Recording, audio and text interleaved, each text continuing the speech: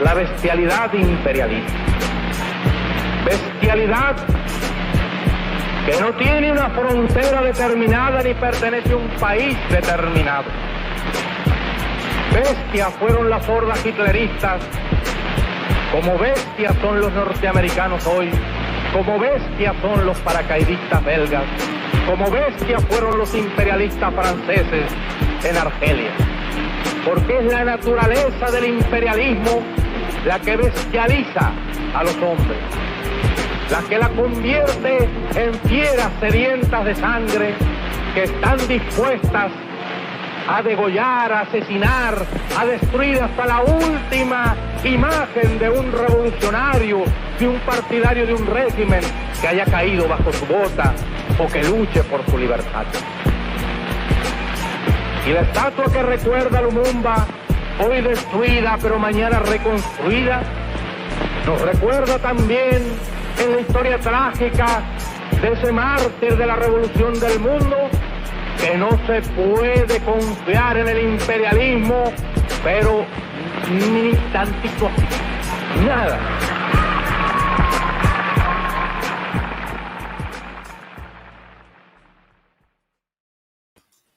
What's good, everybody? My name is Ramiro Sebastián Fúnez. I am a communist, anti-imperialist, activist, and propagandist based out here in Los Angeles, California. Born and raised in New York City. Shout out to Queens, shout out to New York. And now I'm living in Los Angeles for the past few years. And today we're kicking off episode 1 of a new series that we're starting, Unmasking Imperialism. If you don't already follow another project I'm involved with, Anticonquista, which is an anti-imperialist media collective by and for the Latin American and Caribbean diaspora, please make sure to follow Anticonquista. I do some weekly study discussions there as well, some other revolutionary work there. But today I'm kicking off a new series called Unmasking Imperialism. And Unmasking Imperialism is an anti-imperialist stream focused on international politics, on world events, on things going on around the world. Shout out to Falcon General in the chat and anybody who follows me and supports my work with Anticonquista as well. And today we're kicking off Unmasking Imperialism. And if you see on the top right of the screen, you'll see a mask, a two-faced mask. One side on the left is a smiling face that's innocent and appeasing. And on the right side is an evil-looking face with rugged teeth and a dollar sign on his eye. And that represents exactly the mission of Unmasking Imperialism, is showing, unveiling, exposing the 21st century imperialism of today, the intersectional imperialists, the people who wave the red flag to oppose the red flag, the people who use left-sounding regime change language in order to advance the agenda of imperialism, of Washington, of Wall Street. And today, episode 1 is Biden bombs Syria. This is really serious stuff, really horrible stuff. No surprise to us at all whatsoever. But this is something that we have to address. And I had been planning to launch this stream for a while. But as soon as yesterday the news came in, I was on my Google alerts. I saw that the airstrikes took place in eastern Syria, carried out by Biden. And I was like, we need to act. We need to start putting out this information, because these are the people, Biden's administration, that they were claiming, they were trying to get us to vote for, to support, and to be like, oh, you know, this is progress. This is moving to the left. And no surprise, within the first few days, the first few weeks of his administration, he's already issuing airstrikes against Syria. And so joining me today for episode 1 is my good comrade, the Flame of Liberation, Nick. His name is Nick, but we're going to refer to him as the Flame of Liberation. Me and this comrade go way back years in New York City. He's one of my favorite comrades because he's principled. He puts in work. He always has been down for the anti-imperialist movement. He always shows up, and he is an internationalist. He's not just defending Syria, but he also defends DPRK and so many other countries. But how's it going out there in New York, Nick? Great to be with you. Thanks for having me. No doubt. And if for everybody watching and listening, make sure to go and subscribe to the Flame of Liberation. They have some of the best content I've seen, especially as it relates to the Middle East and things going on on the Asian continent, exposing the imperialist lies. Because I think that's something that is interesting coming from Latin America and some of the work we do with Anticonquista. Some of it is so clear cut, right? We look at Venezuela, we look at the Bolivarian Revolution, we look at the Sandinista Revolution, Bolivia, and it's clear who's on the right side of history and who's on the wrong side of history. In the Middle East, and especially in places like Syria, their answer is not so clear cut, especially on the left. And so many people on the left support imperialist regime change operations against somebody like President Assad because there's so much confusion and distortion in mainstream media. And so today we're going to talk a little bit about the history of Baathism, the history of Syria, because so much of the information that's being put out there is decontextualized. They make it seem like Assad is this horrible monster that is just eating babies, and the US needs to go in on this humanitarian crusade and save Syria. And it's just really disgusting. And I think Nick is exactly the right person to be talking about, because he has been working, not only just following Syria, but has been working on solidarity causes for many years. In fact, I think one of the first actions we went to together, I think back in 2013 or 2014, was a Hands Off Syria rally in Times Square, which was one of the biggest rallies I've been to. It was intense, and he was there holding it down with the flag. But Nick, before we get into some of the clips, because we're going to go into actually reviewing some of the mainstream media coverage of what's been going on, but why don't you just give us your quick response to the airstrikes that took place yesterday in Syria? Yeah, well, it's certainly no surprise for any anti-imperialist. This regime change operation, destabilization, destruction of the country being perpetrated by the Western imperialist powers and their local allies has been going on for a very long time. At least the most recent, since 2011, we've had Republican, Democrat, or it started with Democrat Barack Obama, then Republican, now we have a Democrat again. So it really, we just got Biden just came into office. It's no surprise that this would continue under the next president, regardless of whether it's Trump or Biden or Obama. It's U.S. imperialism has long been trying to overthrow the Syrian government, even before 2011. Yeah, definitely. And it's something that I had been telling so many people months leading up to the election. They were saying, oh, well, let's vote for Biden. We can push him to the left. We can end the wars. He's less of a war hawk than Trump. And it's just complete nonsense. I mean, within literally the first few weeks of his administration, he's already launching airstrikes against Syria. And the US government has been going after Syria hard since, I'd say, probably Obama's days, if not earlier. And we'll get into that a little bit later on, talking about the history of Baathism and why Syria has been such a target of US imperialism for so many years. What I want to do is first play a clip from CBS News about the airstrikes, just for people to get a sense of what actually went down yesterday. We have breaking news just coming in. Let's go to the CBS News desk for the latest details. I'm Ed O'Keefe in Washington. Tonight, U.S. officials confirm airstrikes on multiple sites in Syria linked to Iranian-backed militias. The Pentagon says the strike was carried out in response to recent rocket attacks on locations in Iraq, where U.S. troops and personnel are located. It was the first military action ordered by President Biden. The Pentagon says he ordered the strike earlier Thursday and described it as a proportionate military response. The Defense Department said the operation sends an unambiguous message that the president will act to protect American coalition personnel. Ed O'Keefe, CBS News, Washington.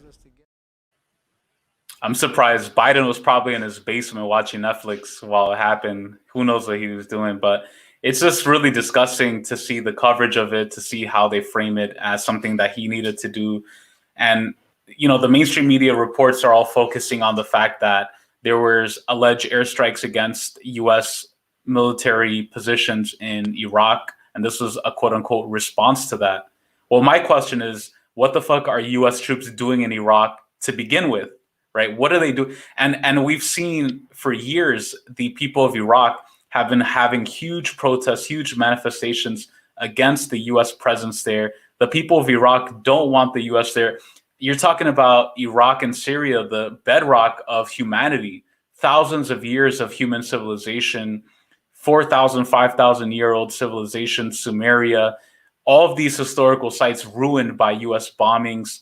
And even previously, under previous administrations, especially under the Ba'athist movement, so much development and progress for the people through socialism, through a government that provides for its people. And it's just crazy to see how decontextualized everything about Syria is going on. But Nick, what do you think about that clip from CBS and just your reaction to it?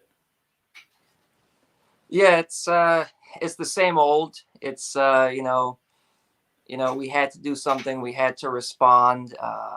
It's defensive. We're not the aggressor. We're just responding to aggression against us.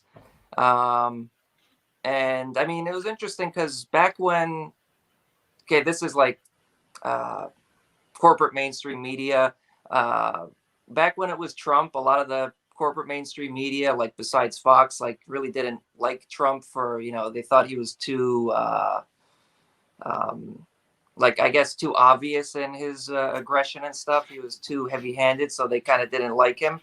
But it was interesting when Trump did a similar thing, bombed Syria, they all loved him all of a sudden. They said, now he's become presidential. So now that it's Biden, someone who they really, really their guy, they're going to really package this in a way to say why it was necessary, why it needed to happen, all this stuff.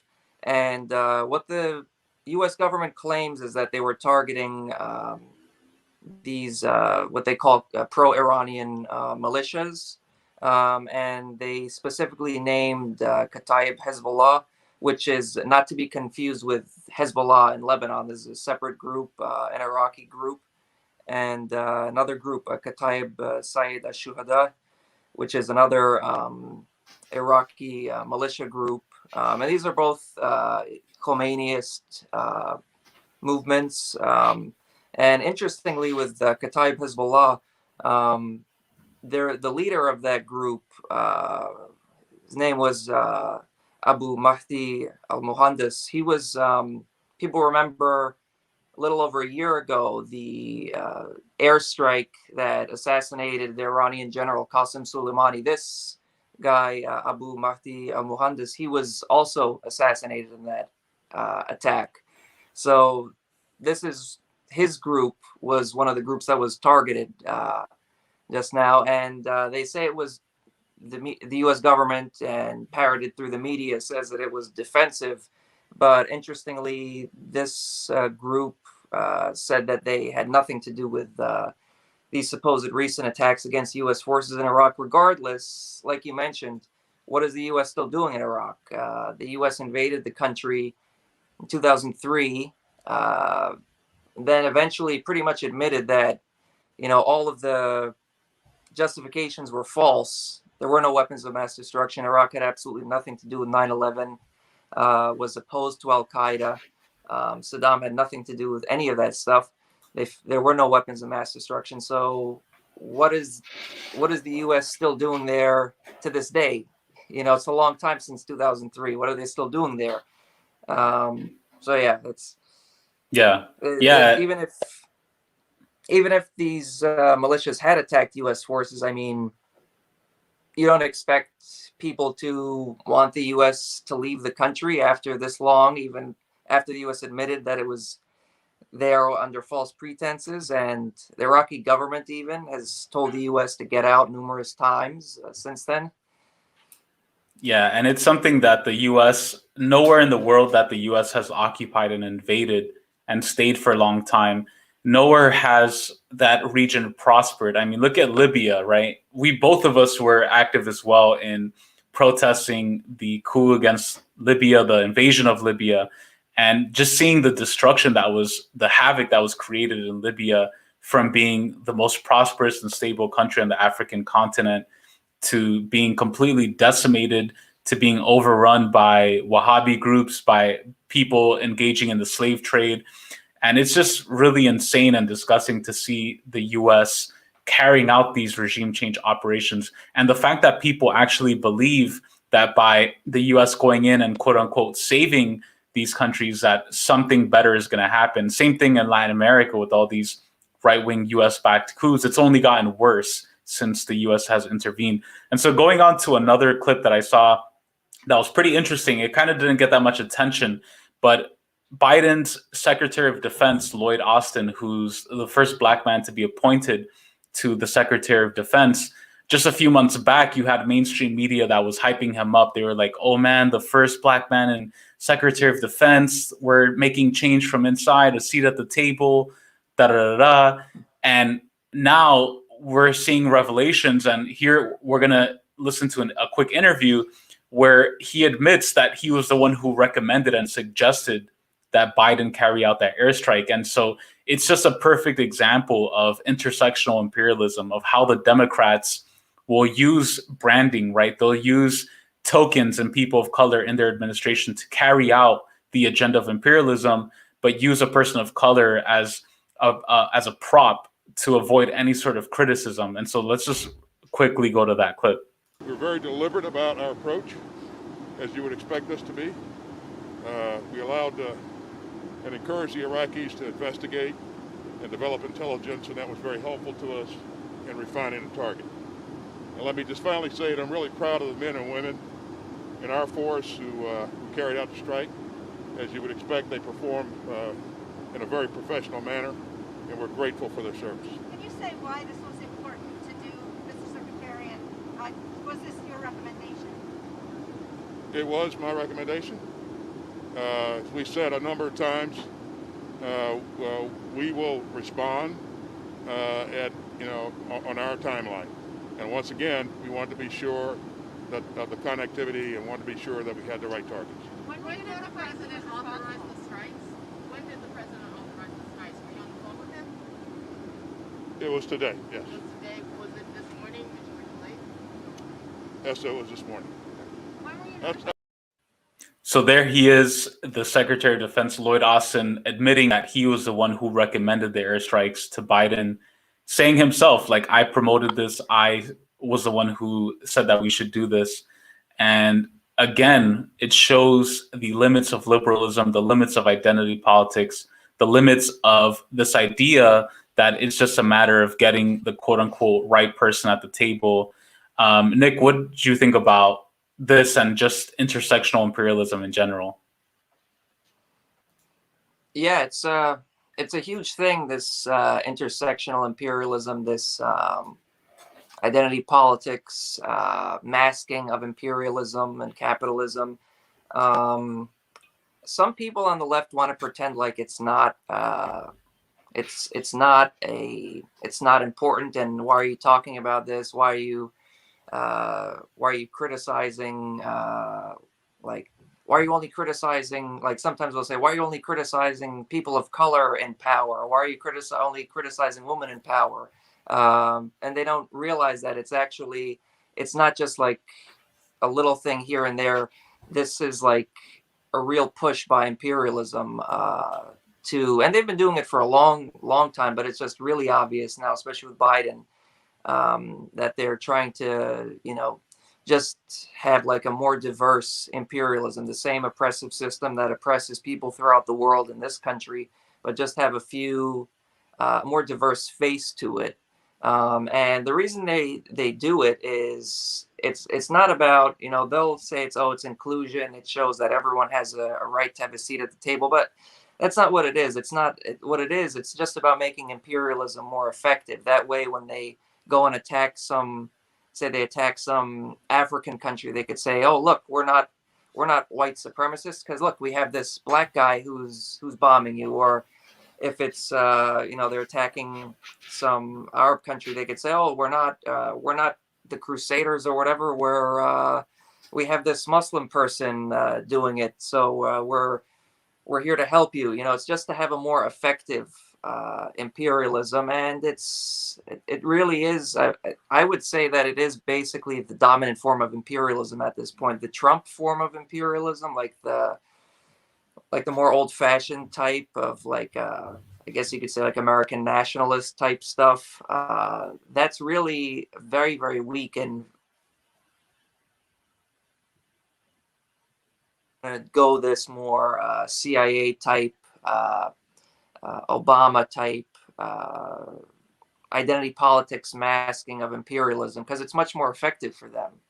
Yeah, definitely. The color revolution style imperialism is the dominant form, and I think people have to recognize that, especially people on the left. I think it's something that is not really recognized. Shout out to everybody in the chat, by the way, Falcone General, Dust James, Bone Dance. If y'all have any questions, comments, please write them in the chat. This is intended to be interactive, so if y'all want to ask Comrade Nick something as well, go ahead and throw something in there.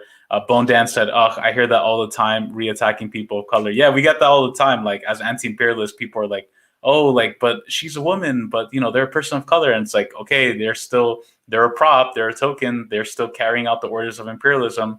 They're still carrying out the orders of Washington and Wall Street. And I think one of the shows that has played an interesting role in that approach, right, this new postmodern liberal imperialist approach, is Democracy Now!, Amy Goodman. And now we're going to go into a clip of her talking with Noam Chomsky, whose voice is annoying as fuck, by the way, because he could be so quiet and boring. If you want to fall asleep, just listen to a Noam Chomsky lecture. You'll fall right asleep. But it's interesting because these are people who are quote unquote on the left, right? And they're talking so much crap about Assad, about Syria, completely following the State Department line. And so this is from a few years back, them talking about Assad. Here on Democracy Now!, democracynow.org, the War and Peace Report. I'm Amy Goodman. We turn now to Noam Chomsky, one of the world's best-known dissidents. His Institute Professor of Emeritus at Massachusetts Institute of Technology, where he taught for more than 50 years. Juan Gonzalez and I spoke to him live on Democracy Now! In Tuesday's program. After the broadcast, we continued the conversation. I asked him to talk about the situation in Syria, as well as the broader Middle East. Syria is a horrible catastrophe. The Assad regime is a moral disgrace. They're carrying out horrendous acts, the Russians with them. Why the Russians with them? Pretty simple reason. Syria is their one ally in the whole region. Not a close ally, but they do have their one Mediterranean base is in Syria. It's the one country that's more or less cooperated with them, and they don't want to lose their one ally. It's very ugly, but that's what's happening. Meanwhile, there have been it's kind of like the North Korean case we were discussing. There have been possible opportunities to terminate the horrors. In 2012, there was an initiative from the Russians, which was not pursued, so we don't know how serious it was, but it was a proposal for a negotiated settlement in which Assad would be phased out.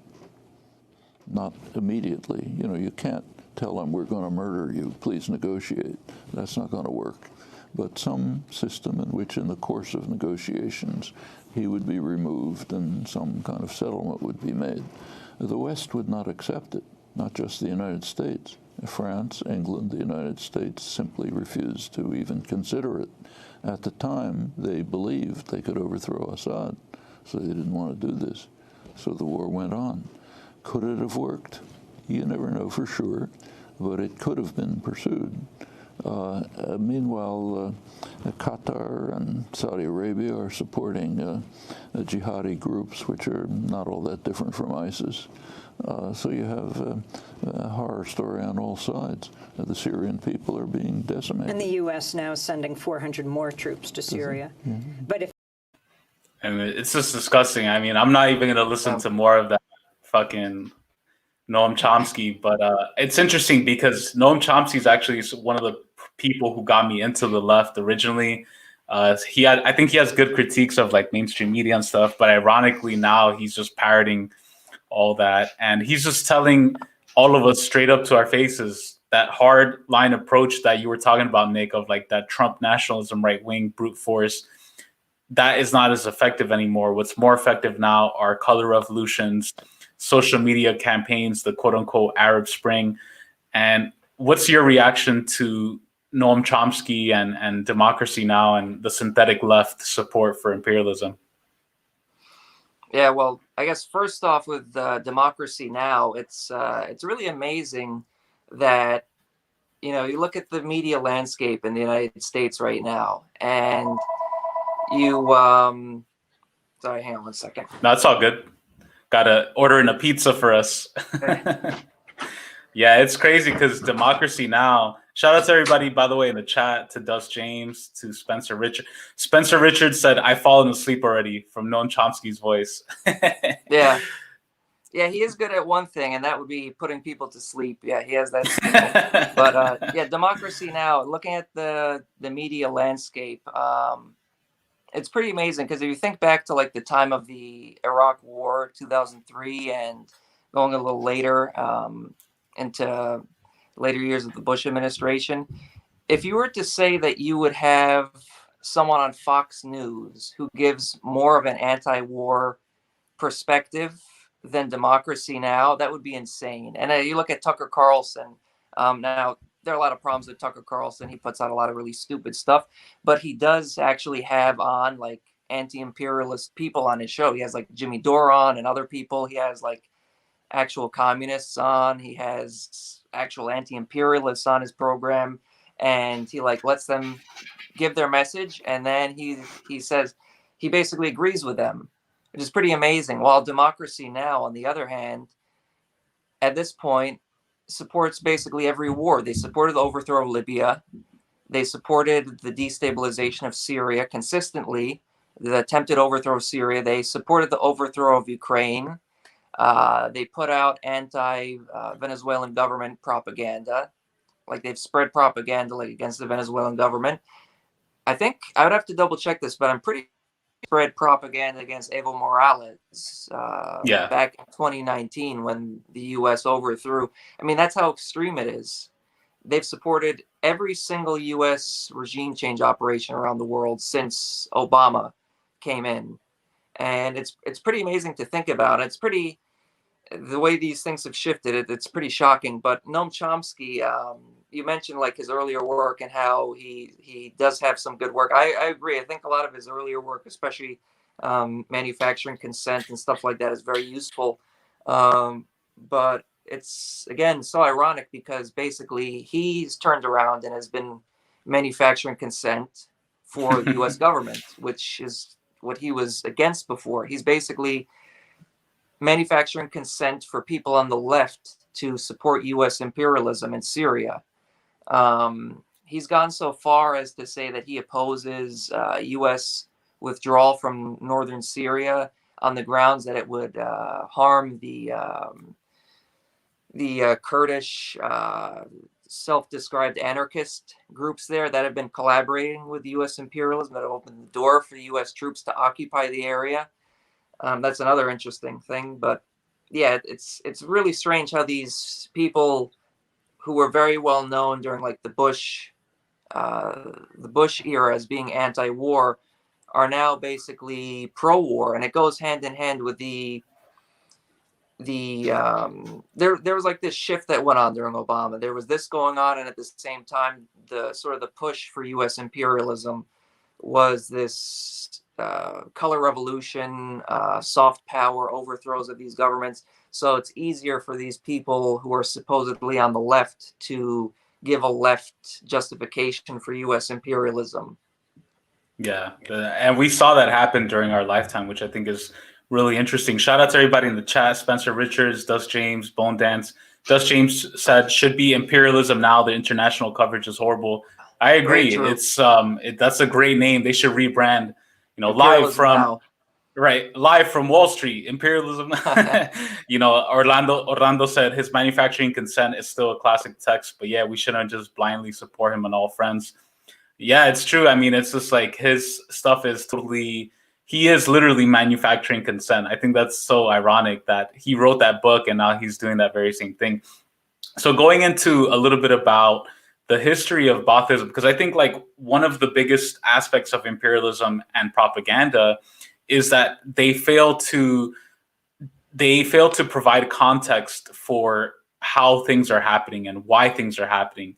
They never mention what Syria was like before imperialism, before colonialism, you know, when it was dominated by Western forces, before also the Assad family. And so I just want to show you also an image that you're not really going to see in mainstream media at all. But this is from a huge rally. We're talking hundreds of thousands of people in Damascus celebrating and supporting President Bashar al-Assad in Syria.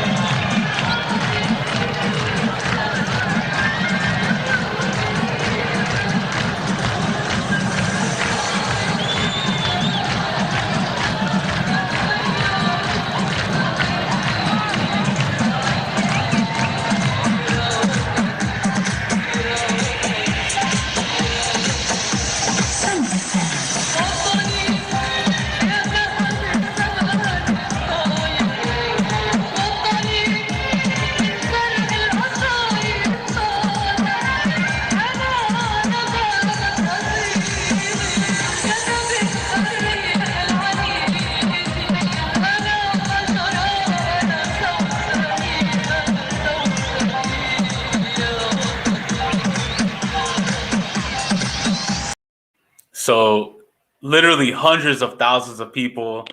By the way, that rally looks so lit. It looks more fun than any fucking Biden rally in the US or let alone any political rally.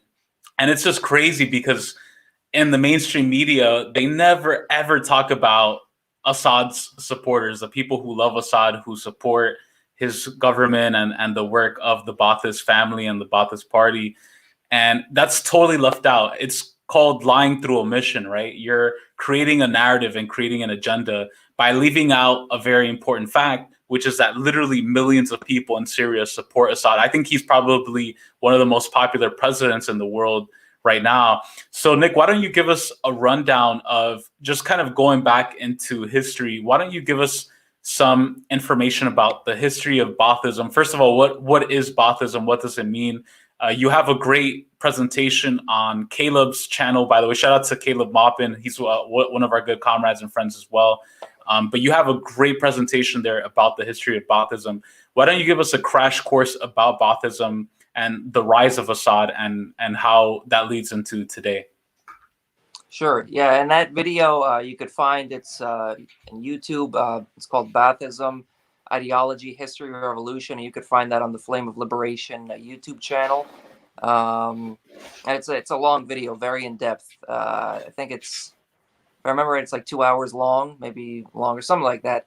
But yeah, Baathism, it was founded in Syria in the late 1940s, and it was its founders were mainly Syrians, but the idea for it was that it was a pan-Arab ideology for all Arabs, and it eventually came to power in both the countries of Iraq and Syria. And it first came to power in Iraq in 1963, but very briefly. It wasn't. It had sort of that government, the first Ba'athist government in Iraq, was sort of a coalition with Iraqi Nasserists, who eventually overthrew them. So they were in power briefly for part of the year of 1963, and then they came back in 1968, the 1968 revolution, and the Ba'ath Party in Iraq was in power from 1968 all the way up until 2003. In Syria, the Ba'ath Party also came to power in 1963. And in Syria, it's a lot more complicated because people have probably heard about like the division between Iraq, what's often described as Iraqi Baathism and Syrian Baathism. In the 1963 revolution in Syria, the Baath Party was unified. There was no like division between like what's often described as like the Assad and Saddam Baathism. That division eventually came about in 1966 when Hafez al-Assad and Saleh Jadid overthrew the first Ba'athist government in Syria. And at that point, that's when the break within the party happened. And it wasn't really, it's often nowadays described as the Saddam-Assad like division, but this was long before like Saddam was really a high, like a leader within the party. And it was before Assad was really like the leader of like the Syrian side either. So 1966 is when that division, like the break within the party happened, when Saleh Jadid and Hafez al-Assad overthrew the original Ba'athist leader in Syria. And when that happened, like all of the Ba'athists, like original Ba'athists, fled to Iraq, or actually not to Iraq at that point because the Iraqi Ba'athists weren't in power. But when the Ba'athists came to power in Iraq, they eventually all fled to Iraq, and they all sided with the Iraq side of the Ba'ath Party. And it really became you could really the real Ba'ath Party was in Iraq. The Syrian Ba'ath Party had sort of they were considered to have like betrayed the Ba'ath Party, but nonetheless they still took an anti-imperialist line. They took an anti-Zionist line, and they were anti-U.S., anti-Western imperialism. And anyway, so at that point, it was Saleh Jadid who was the head in 1966. And then he was eventually overthrown by Hafez al-Assad in 1970. So it's kind of complicated. There were 3 Ba'athist governments in Syria. There was the first one when the Ba'ath Party was united, then the second one with Saleh Jadid, and then the third one, which is basically what we have till today, which was the Assad, Hafez al-Assad and Bashar al-Assad. And in 1970, when Hafez al-Assad came in, it's interesting because he was actually, you could say, sort of, he sort of moved things to the right in a way. Now, arguably, it was necessary at the time for the international situation and stuff. But what he did was he sort of liberalized the economy somewhat. There was still a large state sector, but he sort of liberalized the economy. He also improved relations with like Saudi Arabia and some of the reactionary Arab states. But he also remained closely aligned with the Soviet Union. Soviet Union was like the main supporter of Syria through that. And interestingly, at that point, when Hafez al-Assad first came in over through Saleh Jadid, the Iraqi Baathists and Mashal Aflaq, who was Syrian, but he was like the founder of the Ba'ath Party. He went to Iraq, and he was on the side of the Iraq Ba'ath Party, and he was the head of the Ba'ath Party in Iraq. When Hafez al-Assad came to power in 1970, it looked like there may have been like relations were getting a little bit better between Aflaq and the Iraqi Ba'ath Party and Assad and Syria's Ba'ath Party. And it looked like things were going to possibly, like the Ba'ath Party was going to go back together possibly, but that ended up not happening. And eventually in the 70s, they became like harsh enemies again.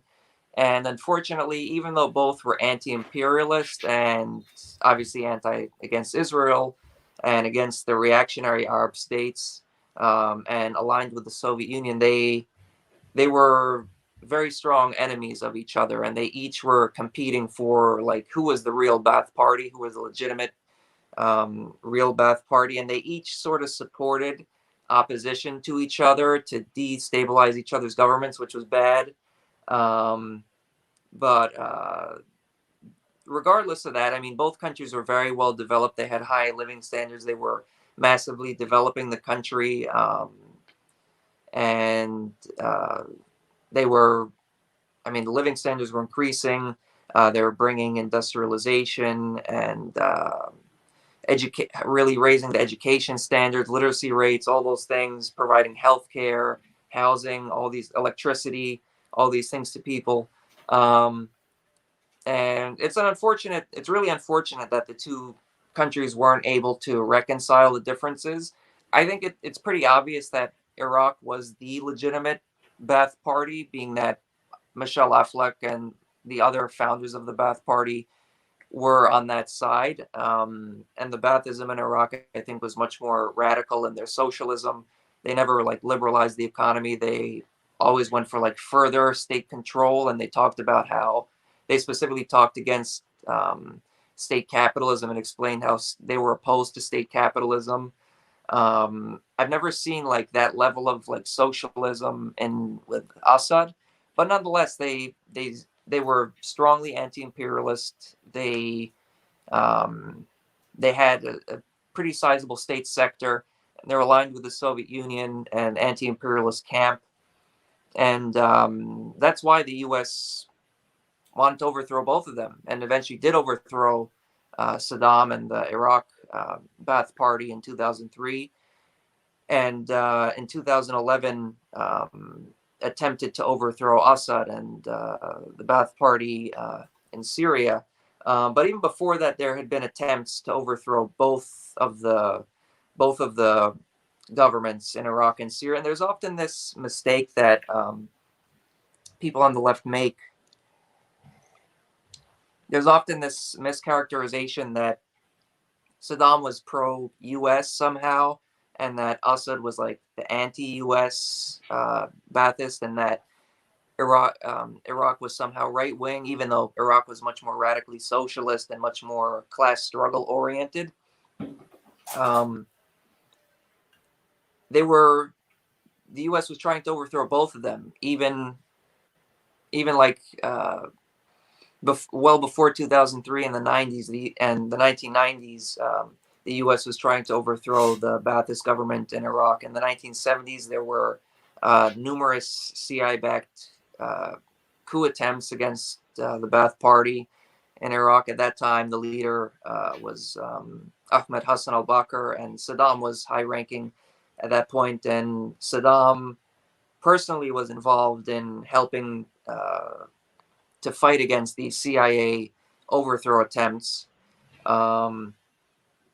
And in Syria in the 1980s, there was a major Western-backed insurrection in Hama, and that was very much. It was very similar. You could say it's sort of like a precursor to what was going on in 2011. It was this fundamentalist Islamist uprising by the Muslim Brotherhood in Syria, and it was Western-backed. And they obviously successfully stopped that overthrow, but it was very bloody. And the way the media tries to portray it as if it's so-called brutality of the Assad government, and it was just the way they portray Tiananmen Square. It's the way they always portray this stuff. It's this tank against a peaceful protester. That's how they always portray these things. But in reality, what was going on there was that these people that were Western-backed, they were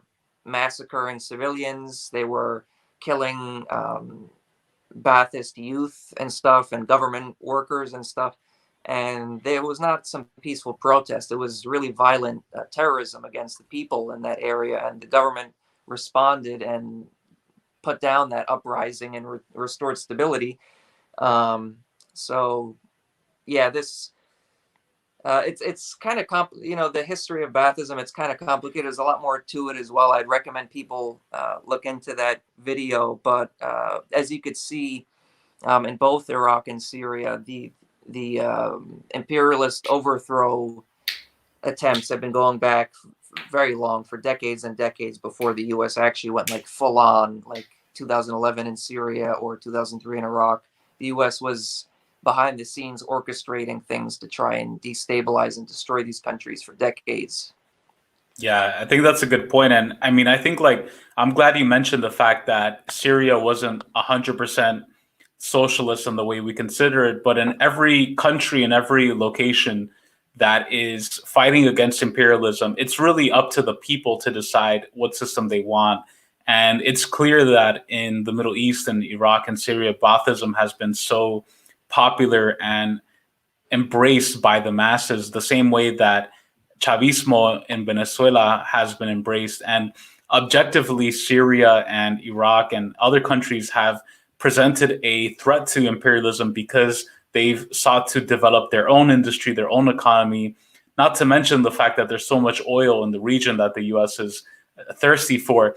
Going into a little bit toward the present, because I think you mentioned, I think it's key also to break down sort of the parties, the groups, what forces exist in the region today. Like you mentioned the Muslim Brotherhood. Who are the Muslim Brotherhood and who supports them? Also, tell us a little bit about the Kurds, the factions that support the Kurds, and also this quote unquote free Syrian army, right? We heard a lot about them in 2013, 2014. Who are they? And what are the different forces at play that have been attacking Baathism and the Assad family? Yeah. Oh, one other, before I get to that, one thing I left out that is very important to mention is also with Iraq and Syria, when Bashar al-Assad came in and replaced Hafez al-Assad, shortly before the U.S. invasion of Iraq, actually, very interestingly and very positive, Iraq and Syria were actually starting to improve relations, and there was some talk of normalizing relations, and relations did improve quite a bit with Bashar al-Assad and Saddam. And after the U.S. invasion, Bashar al-Assad supported the Iraqi resistance, including Iraqi Baathists who were on the forefront of that. So that's an interesting thing, important thing to point out, that when Bashar al-Assad came in, he started to take a more positive view of Iraq and started to improve relations and supported the Iraqi resistance against the U.S. occupation. But as far as the forces today, the Free Syrian Army, it's funny, you used to hear all about them in the earlier days, when it started, and then 2013, 2014, 2015. And a lot of people on the left talking about them as if there's some supposedly left-wing force, secular force. But you don't hear about them much anymore. The Free Syrian Army was originally basically made up of people who defected from the Syrian Arab Army. But the thing is, they were never really a force on the ground. They existed, but the real fighting force, even according to Western sources, U.S. government sources, everyone knew that the real forces on the ground were Al-Qaeda and ISIS and these other extremist terrorist forces, and that the so-called Free Syrian Army, number one, they wouldn't even really fight. They would often they'd go onto the battlefield and they wouldn't be the hardened fighters. They'd often retreat and stuff, and they wouldn't actually fight. They would even meet with Syrian Arab Army and discuss how to avoid fighting and stuff. So they weren't an effective fighting force. And they always relied on the Al-Qaeda and ISIS groups in Syria to actually get fighting done on behalf of the opposition. And there's no indication whatsoever that they were left-wing at all. In fact, a lot of their criticisms of the Syrian government would probably be that the Syrian government is, left-wing. That would probably be a lot of their criticism, that they don't like the government control of sections of the economy. They don't like stuff like that. Again, they were never a major force. They were always the force that had the Western cameras pointed at them. But in the background, you'd always see the black flag of either ISIS or Al-Qaeda that would always be around. And these groups would always cooperate with them.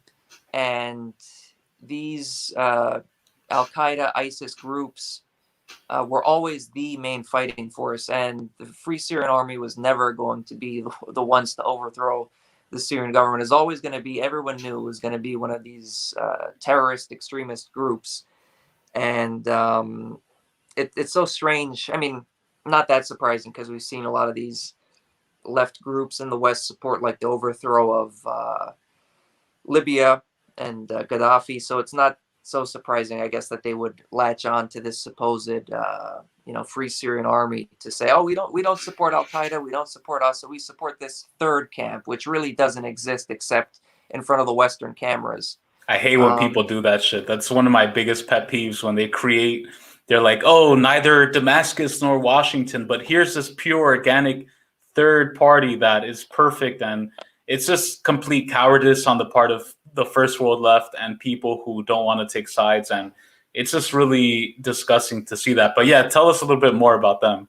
Yeah, and by the way, they got direct funding from the U.S., from the CIA, and I think even the Pentagon. I think the Pentagon even had set up some Free Syrian Army forces that actually had clashed with CIA-backed forces. And there were some headlines about that in Western press a few years back, I think maybe 2014, 2013, somewhere around there, where actually Pentagon created and controlled Free Syrian Army group was actually fighting with CIA-backed more Islamist fundamentalist groups in Syria, which is pretty funny to see CIA-backed group fighting Pentagon-backed group when they're both on the same side fighting against the Syrian government.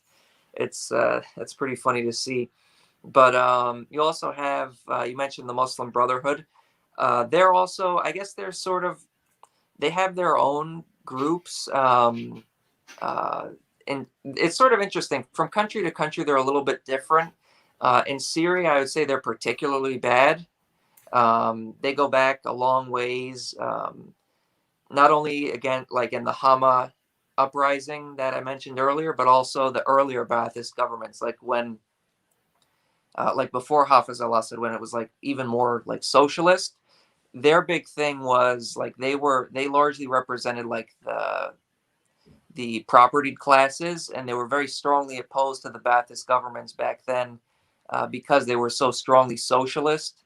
And that continued under Hafiz al-Assad. Even though he had sort of liberalized the economy to an extent, they didn't like the remaining government control of the economy, and they really represented like the wealthy classes in Syria, and they created their own militias and to overthrow the Syrian government. It's really hard to keep track of all these different militias, and they keep changing their names. Like one of them, Al Qaeda group, used to be known as the Nusra Group.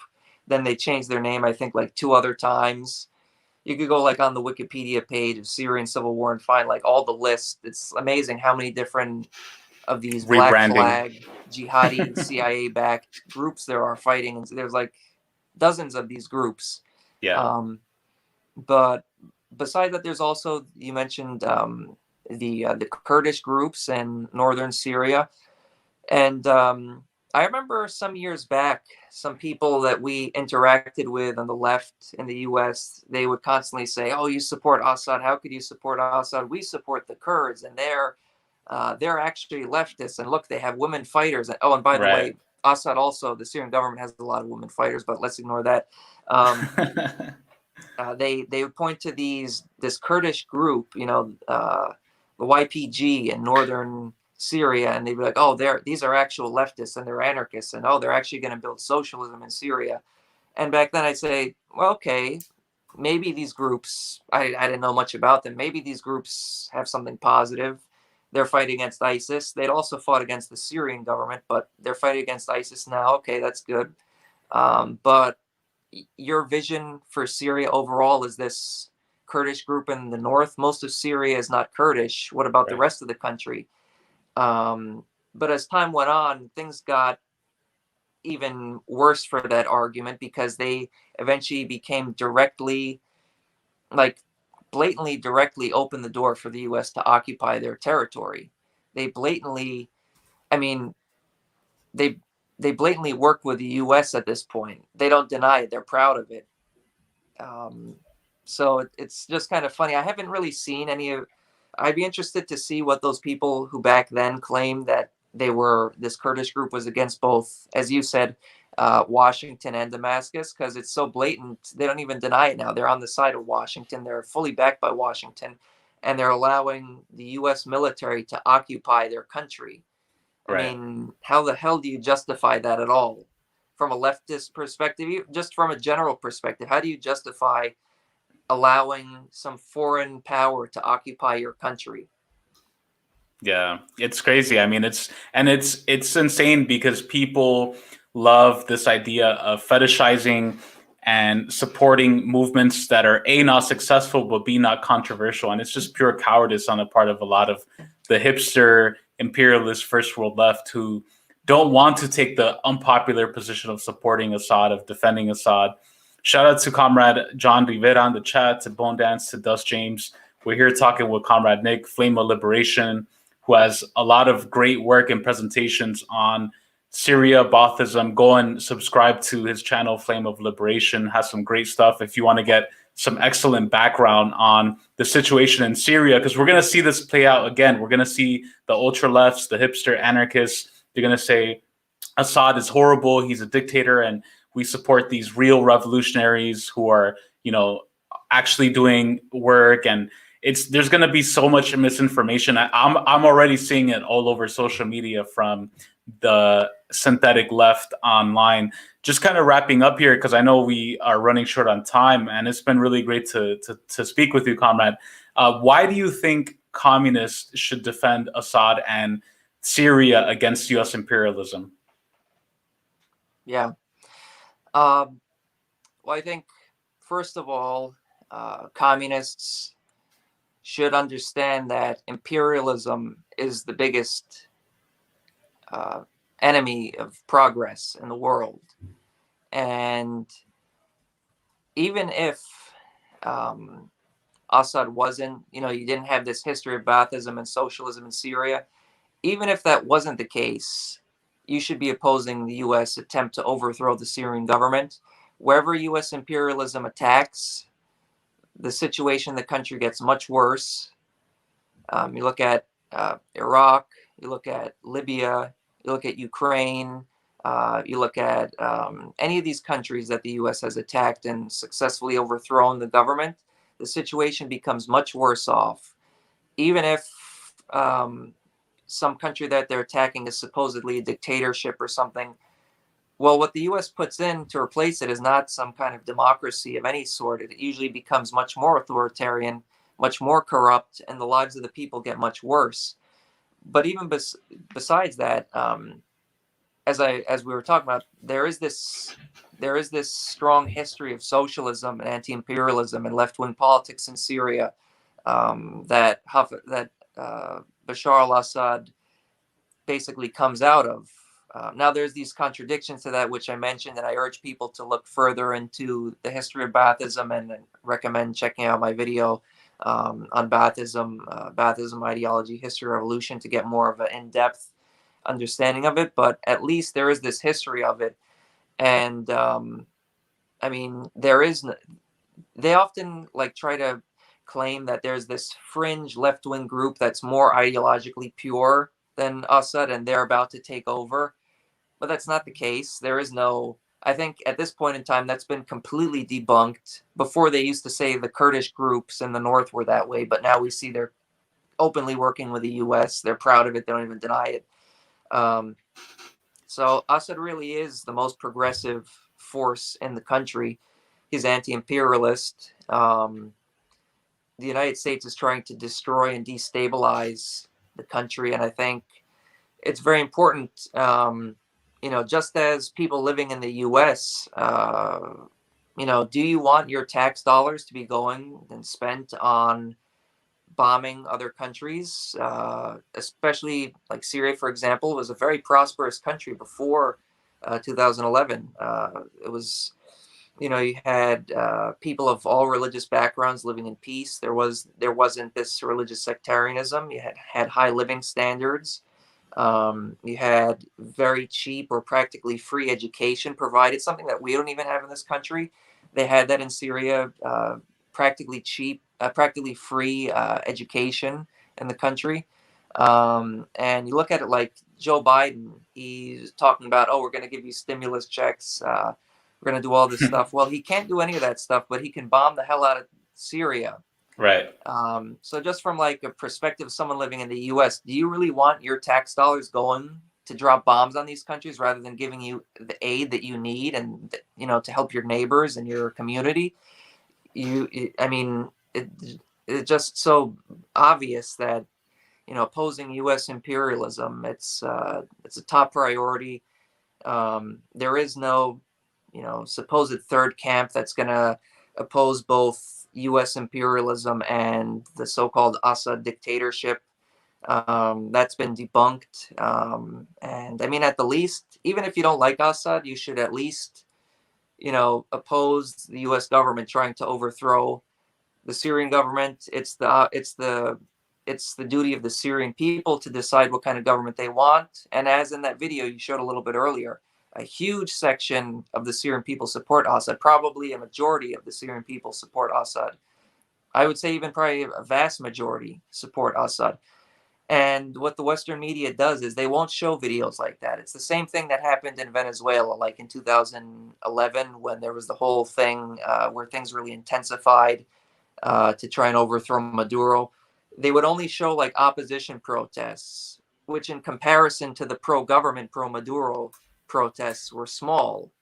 And what the media does is it erases Syrians who are pro-Assad, it erases Venezuelans who are pro-Maduro, and people on the synthetic left, they go to like the people that the Western media cameras are pointed at and say, oh, you see, the Venezuelans or the Syrians, they don't like this leader. Why are you supporting this leader? You should listen to what the people are saying, sort of appealing to this identity politics thing. Right. But while they do that, they erase the vast majority of Venezuelans and vast majority of Syrians who support their government. Yeah, it's like they even use the language too. They're like, Nick, are you denying the lived experience of these Syrians? And it's just really insane to see how they do that. But thanks again, Comrade Nick from Flame of Liberation. It's been really great to speak with you. We definitely got to have you back on to talk more. I know you also have done a lot and studied a lot about Juche and DPRK, Venezuela, and you have always held it down for years out in New York. Please, for everybody watching and listening, go and subscribe to Flame of Liberation. Some excellent content there. And again, this was episode 1 of Unmasking Imperialism, a new series I'm going to start here on this YouTube channel, focusing on international imperialism, combating Wall Street, combating London, the stock exchange, the imperialist class. And it was great to speak with you, Nick. Take care, man. And peace out to everybody who's watching and listening. Peace out.